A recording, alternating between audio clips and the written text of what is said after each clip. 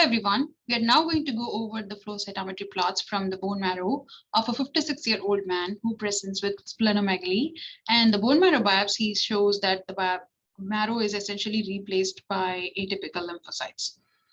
And in CD45 versus site scatter, we again see that majority of the cells are just lymphocytes. So in a bone marrow, we expect to see a mixture of cells, including myeloid, lymphoid, erythroid, and other elements. But here we just see lymphocytes and scant granulocytes in the background.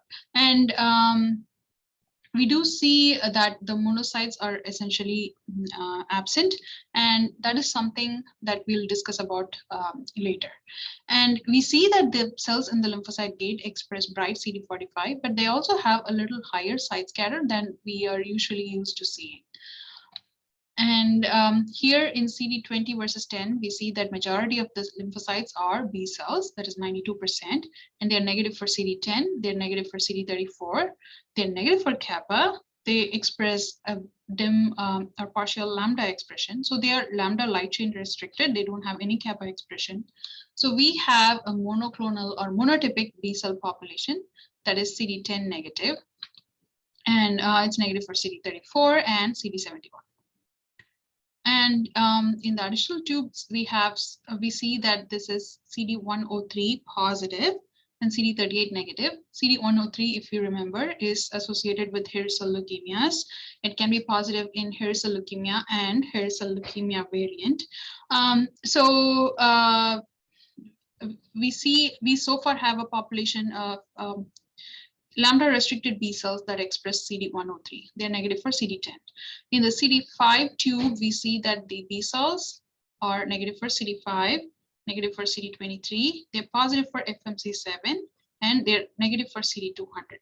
So these cells are 5 and 10 negative, and they express normal CD20 expression, and they're 103 positive. So the differential diagnosis now is between hairy cell leukemia and hairy cell leukemia variant.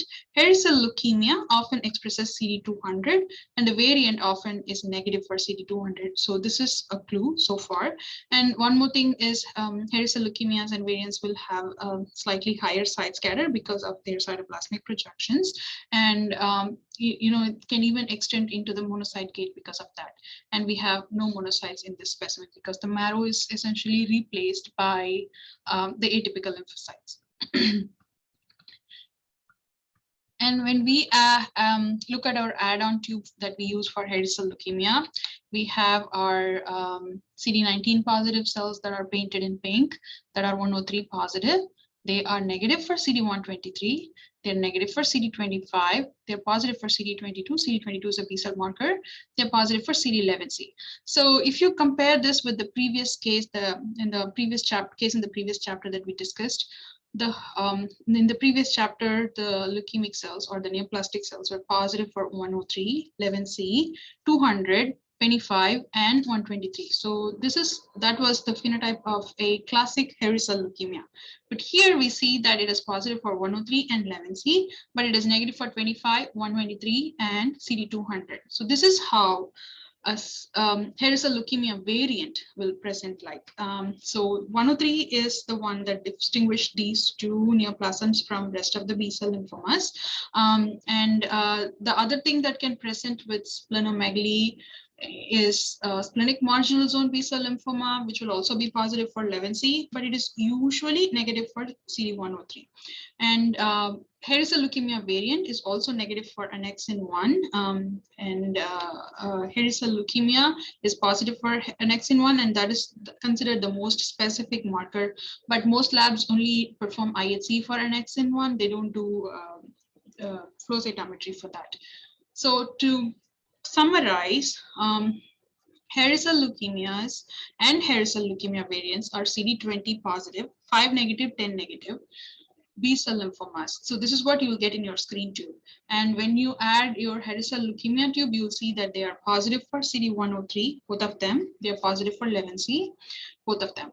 And hairy cell leukemia is positive for 200, CD25, and CD123, whereas variant is negative for CD200, CD25, and CD123.